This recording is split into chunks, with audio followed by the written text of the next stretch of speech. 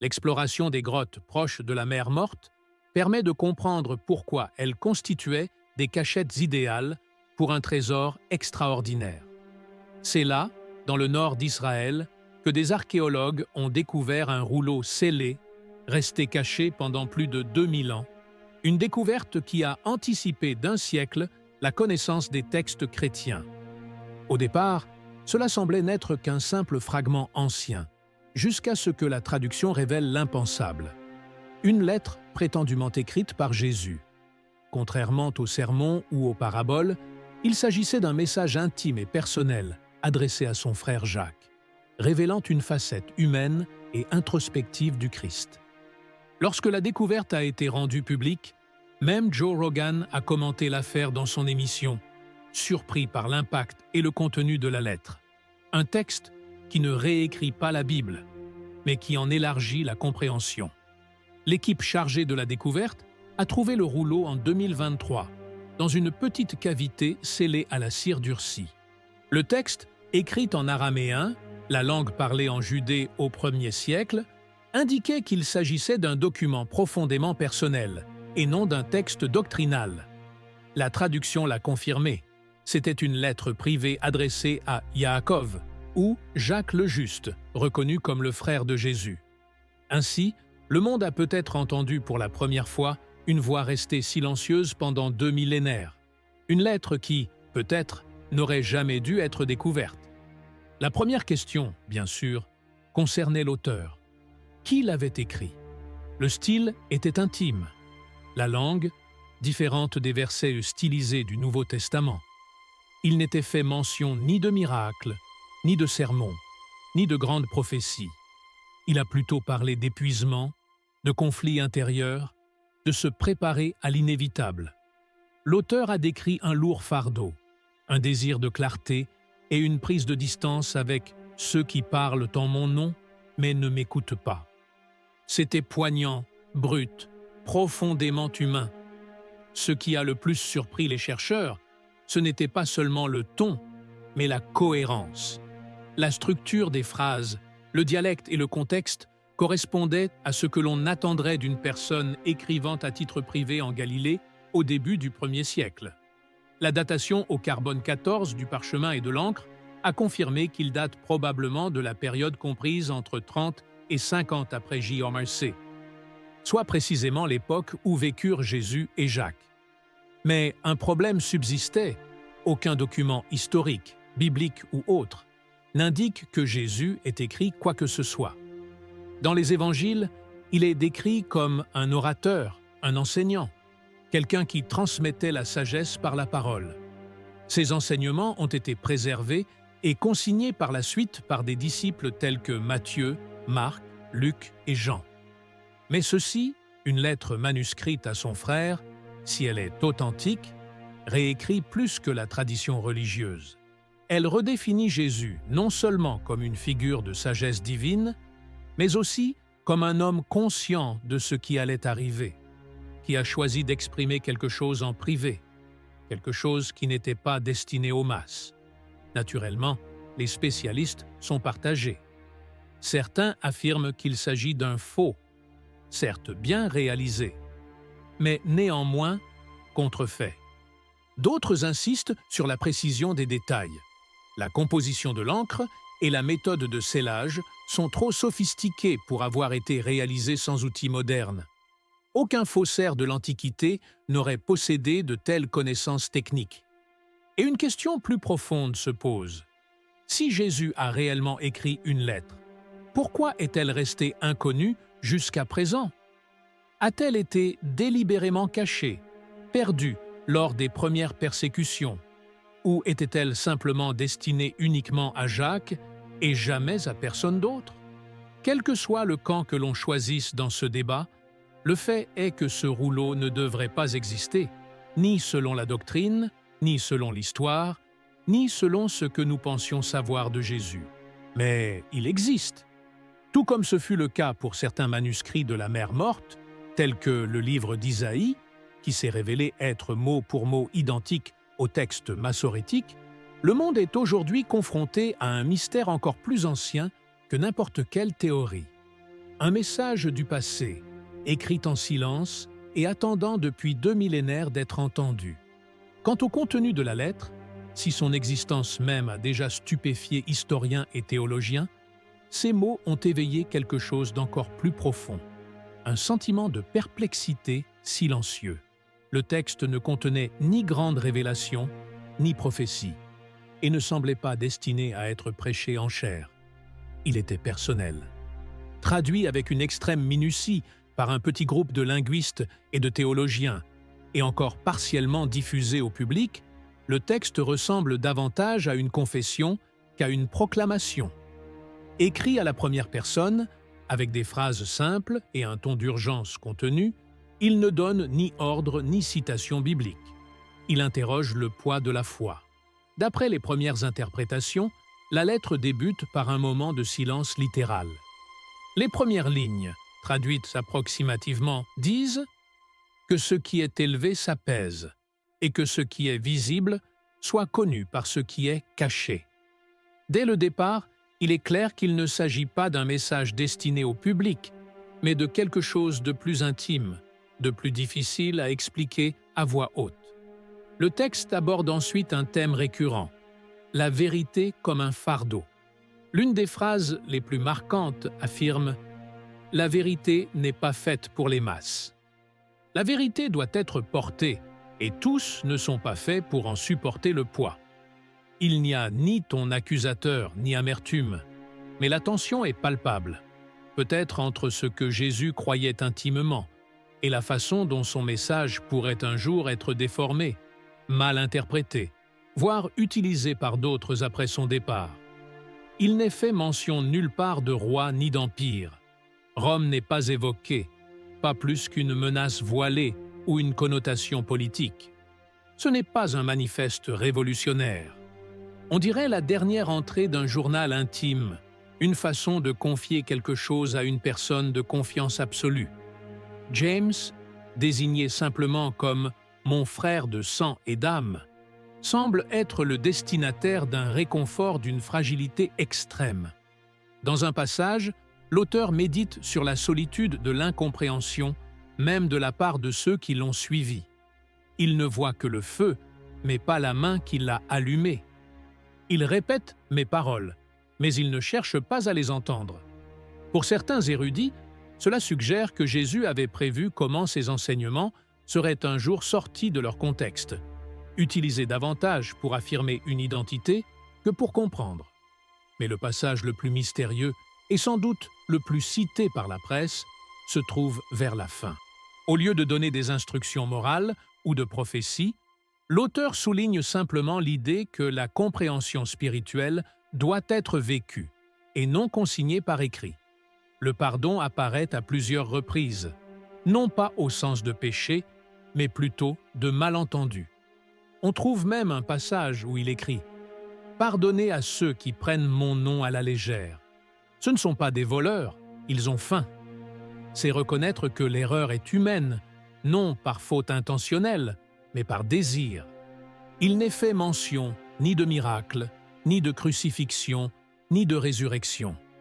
Ce silence en a intrigué plus d'un, tandis que d'autres y voient un choix délibéré. Cette lettre ne prétend rien prouver. C'est la transmission de quelque chose d'invisible entre frères et sœurs, plus émotionnel qu'intellectuel.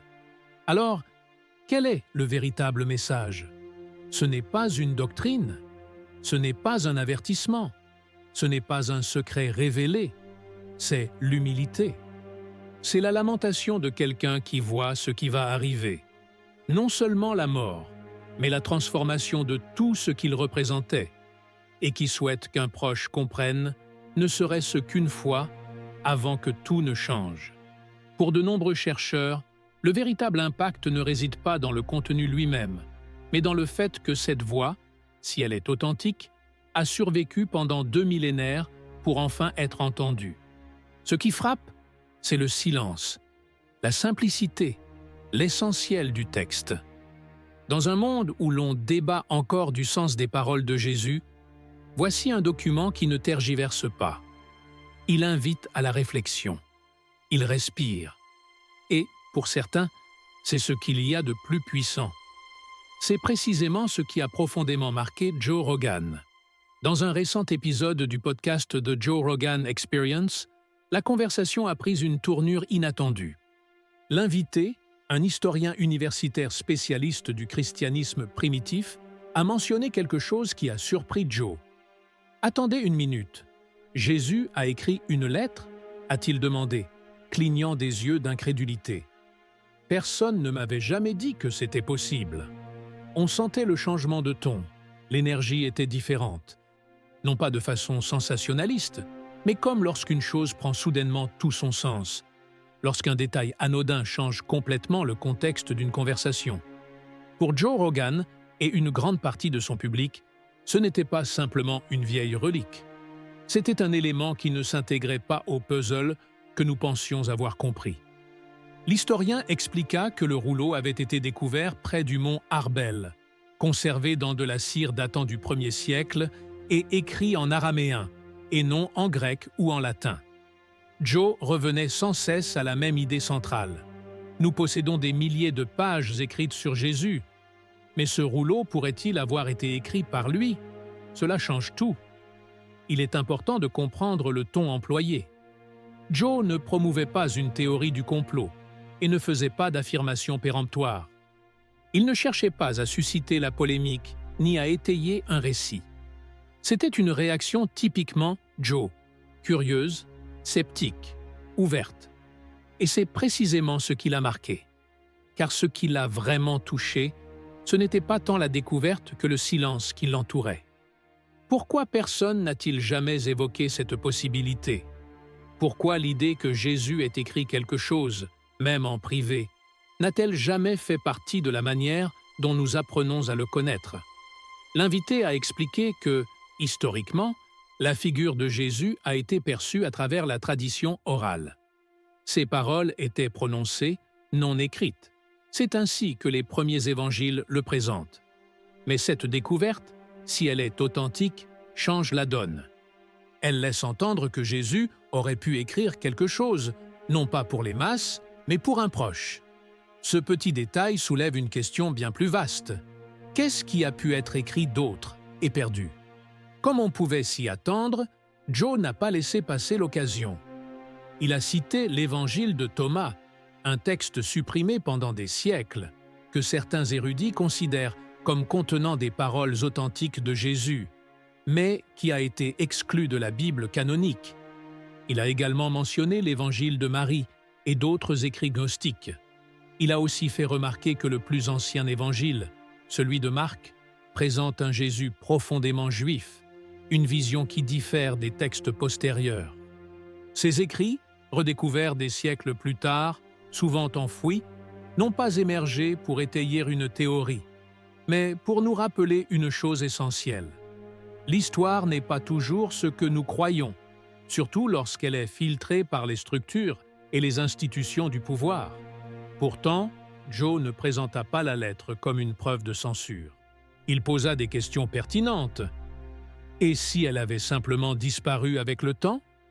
Et si elle n'avait pas été cachée, mais simplement oubliée? L'invité acquiesça. C'est là le véritable mystère.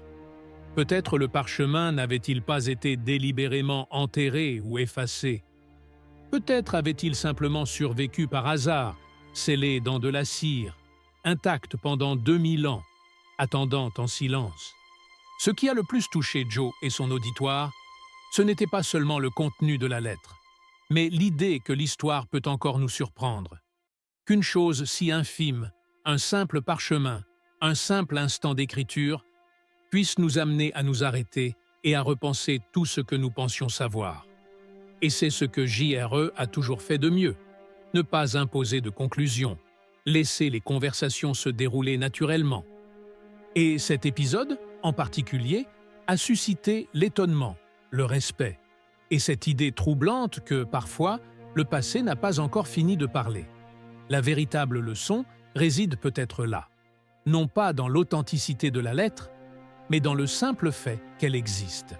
Cela a ouvert un espace, même si ce ne fut que pour quelques minutes, où Joe et des millions d'auditeurs se sont interrogés en silence, Et si c'était vrai, aurait-on vraiment dû le découvrir? Quand un objet est enfoui profondément dans une grotte, scellé à la cire et caché parmi des roches restées intactes pendant 2 millénaires, il est impossible de ne pas se poser la question. Cette lettre devrait, elle un jour, être rendue publique? C'est la question que se posent discrètement de nombreux érudits au sujet de cette lettre araméenne récemment découverte près du mont Arbel et supposément écrite par Jésus à son frère Jacques. Contrairement aux autres rouleaux et lettres anciens, destinés à la diffusion ou à l'enseignement, ce document était d'une nature différente. Sa conservation, soigneusement pliée, enveloppée dans un tissu et scellée à la cire naturelle, suggérait qu'il s'agissait d'un secret à protéger, non à divulguer, ni au peuple, ni aux scribes, peut-être même pas à la postérité. L'historien Elias Karman, spécialiste des pratiques funéraires juives, a déclaré lors d'un entretien ultérieur avec JRE « Ce n'était pas seulement caché, c'était enterré ». L'emplacement et la conservation indiquent un secret intentionnel, comme si quelqu'un voulait non seulement le préserver, mais aussi le faire oublier. Mais pourquoi? Une théorie qui gagne du terrain est qu'il s'agit d'un adieu profondément personnel, un message écrit dans les derniers jours de la vie de Jésus, non pas par un prédicateur s'adressant aux foules, mais par un homme qui savait ce qui allait arriver et qui voulait laisser une part de lui-même à la seule personne en qui il avait le plus confiance. D'après les fragments traduits, les phrases de la lettre sont étonnamment peu messianiques. On n'y trouve ni proclamation divine, ni parabole, ni commandement, seulement un langage direct, empreint de lassitude et de résignation, toujours plein d'espoir, mais visiblement lourd.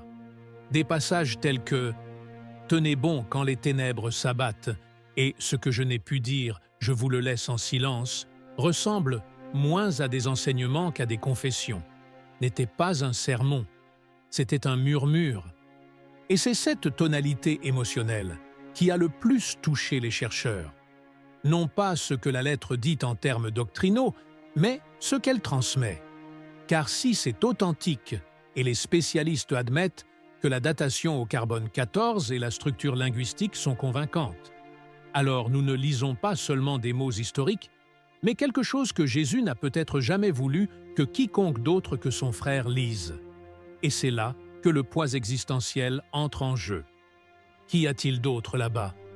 Combien de fragments, de pensées scellées, de vérités tues ont été enfouis, non pas parce qu'ils étaient dangereux, mais parce qu'ils étaient personnels. Et si jamais on les découvrait, aurions-nous le droit de les lire? La question morale est délicate. Quand on découvre des pensées antiques de rois, de prophètes ou de philosophes, on s'en réjouit. Mais quand on trouve quelque chose comme ça, intime, jamais copié, jamais partagé, on ressent autre chose, presque comme une intrusion. Rogan l'a lui-même mentionné dans son émission. C'est comme lire le journal intime de quelqu'un, comme un carnet secret qui se retrouve à la une d'un journal. C'est lourd, mec. Et c'est ce poids qui donne toute sa profondeur à cette histoire. Il ne s'agit pas de débats religieux, mais de mystère, de temps, et du poids de savoir quelque chose qui devrait peut-être rester inconnu. Qu'elle ait été cachée par peur, par respect ou par hasard, une chose est sûre, cette lettre ne s'attendait pas à être découverte. Elle a été gardée en silence, comme si elle avait autant besoin de repos que l'homme qui l'avait écrite. Et pourtant, le voici, décelé, traduit, débattu, et désormais partie intégrante de l'histoire, que nous devions le lire ou non, un message perdu dans le temps, ou destiné à ce moment précis. Parfois, ce que nous trouvons en dit autant sur le moment où nous l'avons trouvé que sur ce que nous avons trouvé. Une lettre vieille de 2000 ans, scellée à la cire, enfouie dans une grotte et peut-être écrite par Jésus, ferait la une des journaux en toutes circonstances. Mais le fait qu'elle apparaisse maintenant, en cette période d'incertitude mondiale, de troubles sociaux et de profondes quêtes spirituelles, semble presque délibéré, comme si le moment choisi faisait partie intégrante du mystère. Bien sûr, les historiens et les archéologues ont tendance à rejeter ce type d'interprétation. Ils travaillent avec des datations et des strates sédimentaires, et non avec du symbolisme. Pourtant, certains admettent discrètement combien cette coïncidence est étrange. L'historienne culturelle Dr Léora Safran, qui a étudié le document, l'a déclaré à Jérusalem. Archéologique critique. Nous ne disons pas que ce livre devait paraître maintenant, mais les thèmes qu'il aborde, le ton personnel, l'époque dans laquelle il paraît, résonnent profondément avec le monde actuel. Difficile de l'ignorer, car il ne s'agit ni d'une révélation fracassante, ni d'un évangile perdu capable d'ébranler les fondements religieux. C'est plus modeste, plus discret, plus intime, et c'est peut-être précisément pour cela que cela compte. Contrairement aux enseignements publics de Jésus, souvent dispensés sous forme de paraboles et devant des foules, cette lettre est dépouillée de toute mise en scène. Il n'y a pas d'auditoire, seulement une voix, intime, introspective, profondément humaine. S'il s'agit bien de lui, ce n'est ni l'homme des montagnes, ni celui qui renverse les tables du temple, c'est l'homme assis en silence, écrivant non pas en tant que Messie, mais en tant qu'homme, fils et frère. Et c'est peut-être pourquoi cette lettre a suscité tant de discussions, non seulement parmi les théologiens et les universitaires, mais aussi parmi les gens ordinaires, qui écoutent des podcasts et débattent en ligne, avec le sentiment, l'espace d'un instant, que le passé murmurait à leur porte, et que nous l'avons écouté. Tandis que certains s'attachent à déterminer si la lettre est authentique, d'autres, notamment ceux qui ont suivi la discussion sur le podcast de Joe Rogan, se concentrent sur un tout autre aspect, les émotions qu'elle suscite en nous. Ces phrases, telles qu'elles apparaissent dans les traductions, évoquent la résilience, la fermeté face à la peur, la discrétion dans un monde bruyant. Une phrase en particulier a profondément touché de nombreuses personnes. La lumière peut sembler s'éteindre, mais elle ne disparaît jamais vraiment. Elle attend patiemment au détour du chemin. Certains y voient une métaphore, d'autres une prophétie. Quoi qu'il en soit, ce message résonne avec une incroyable actualité. Joe Rogan a commenté cette coïncidence en direct. C'est fou qu'une chose aussi calme et intime émerge maintenant. Dans un monde si bruyant et divisé, c'est comme une voix ancestrale qui nous invite à ralentir. Les sceptiques émettent des doutes. S'agirait-il d'un faux ou d'un texte d'un autre disciple des premiers temps? C'est possible. Mais nombreux sont ceux qui admettent. Si elle est authentique, cette lettre change notre perception de Jésus, non plus comme un mythe, mais comme un homme réel, écrivant quelque chose de sincère et de simple. Et c'est peut-être ce qui rend tout cela si remarquable. Il ne s'agit pas d'une révélation oubliée, mais de quelque chose d'ancien qui nous touche encore aujourd'hui.